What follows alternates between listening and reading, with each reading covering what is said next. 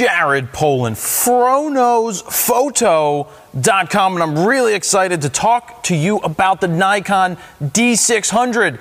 This is a preview video. It is not a review because I have not held it yet, but this is a preview of what I think about it and running down the specs because they are very interesting, and I think this is a game-changer camera on the Nikon side, and if Canon comes out with something similar, it's definitely a game-changer in the industry. Why do I say it's a game-changer? Let's go down some of the specs. 24-megapixel FX sensor. This is a small body camera with a full-frame sensor. That is the first time that Nikon has done this in an affordable body. We're looking at somewhere around $2,000 for a full-frame camera. More on that as we go forward. 3.2-inch screen. It's probably the same screen that's on the D800 and the D4. It's a very, very good screen. 3.2 inches is a nice size for when you're doing video, for when you're doing when you're reviewing your images. Not so much for live view because I don't use live view when it comes to shooting stills.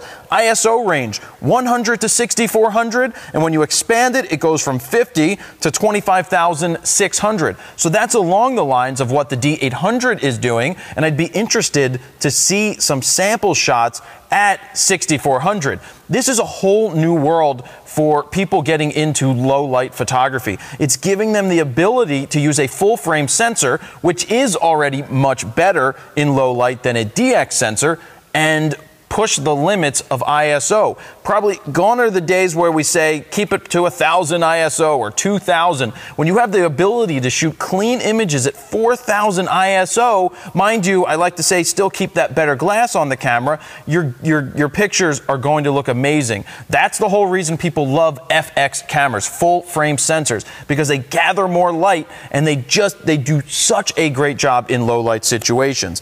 Something else on there is a battery. It's using the EL15. It's the same battery as the D800. It's the same battery of the D7000, and it's the first time in a long time that Nikon has kept the same batteries across a platform. That is a good thing because if you already own a D7000 and you invest in a D600, the batteries are going to work. Now, the battery grip, that's not going to work because they have a different, I'm pretty sure it's a different battery grip. I'm not totally positive on that, but I would think that it's a totally different one. The feel, they tell me, is like a D7000. It's kind of the same size as a D7000, but with a full frame sensor. It does have a focus motor. So the focus motor means that you can use any Nikon lens, even, you know, say something like the older 50 1.4 EFD or AFD, that will autofocus even though it doesn't have motors in the lenses. That's a good thing. It will command your flash. So if you have an SB, well, I think it's 6, 7, 800, 900, 910, you can use the camera to trigger your flash. That is an important feature to have. And then the build quality. So the build quality in something like this, I would venture to say it's going to be like a D7000. It's not on the same level as a D800 or a D4. They have to keep the price down, and it's not as rugged, not that you should ever beat up any camera, but it's not as rugged as one of the Pro model cameras. Oh yeah, 2 SD card slots, that's interesting, just like the D7000. You pop one in one can do stills, one can do video, they both can do redundancy, dual redundancy as I call it. You can put 2 SD cards in and have it copy the RAW files. And by the way, if you like the shirt I'm wearing, you like the Nikon gold one, the black with the gold printing, you can go to store.phronosphoto.com and use the code D600 as it's shown to you right now on the screen.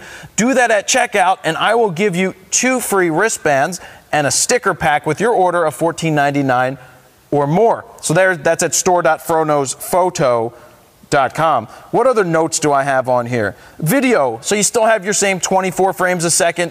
You have 1080. You have your 60 frames a second at 720. So you have all of those features. So who is this camera for? You know, if you got your $2,000 price tag, you have your $1,200 price tag of a D7000. I'm going to go that amateurs that are just looking to shoot all day, you know, as weekend warriors and things like that, should probably stick with the DX camera and just stick with that. Save the money. $1,200 bucks, you're a shooter, just go out and shoot. But if you're looking to go to the next level, you're shooting weddings. I could see this being a wedding camera. I like to have more rugged bodies on weddings with me, but it could be a very good camera to take on weddings for somebody who's just stepping up to the next level and is starting to take weddings. This could be a really good camera for that, because there's a lot of low light situations. There's a lot of fast moving action, so your autofocus needs to be good. But having that full frame sensor and that FX glass, you know, it's a game changer. It's a new world to give people, anybody, the ability to get a full frame camera, because before you needed to own a D700 or better, a D800, a D3S, a D3, any one of those cameras, and you were looking at no less than $2,500. So now to have that in a much less price range with a better sensor that's probably rivaling, well, it could rival. It's hard to say because you can't compare it to a D3S, and I love my D3S in a pro body. I don't know what the sensors are going to look like. I'm sure plenty of people will do tests to figure out where it falls on a chart, but I would venture to say you're going to get quality images. If you get great exposures, put good glass on your camera, you're going to do a great job and get some nice images. So, you know, it's a very exciting thing. So it's for people stepping up their game. They want that full frame, they want that low light capability, and they just want to get out there and get better images. And remember, it's not always about the gear. If you don't understand the fundamentals of photography to begin with, getting the best gear and just shooting pictures and just spraying and praying and hoping you get something good, you know, just because you have the gear doesn't make you a better photographer.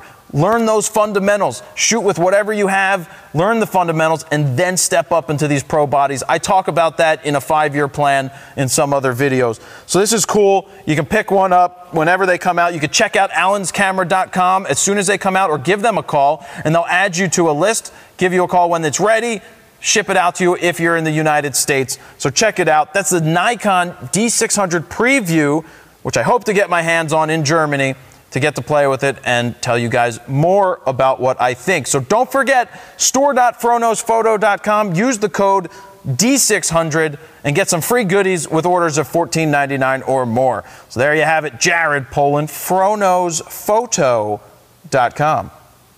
See ya. Are you subscribed yet on the YouTube channel? Well, click this subscribe button right here. Also click this box if you want to be emailed every time I upload a new video, so you can get the latest video uploads as they happen. And also, if you haven't signed up for the free user's guide, sign up right here. Put your name, email address in here, hit send it. You will get a free ebook sent to your email, as well as a link to a 60-minute long video on flash photography in the studio that Adam and I created. So please do that, and we'll see you.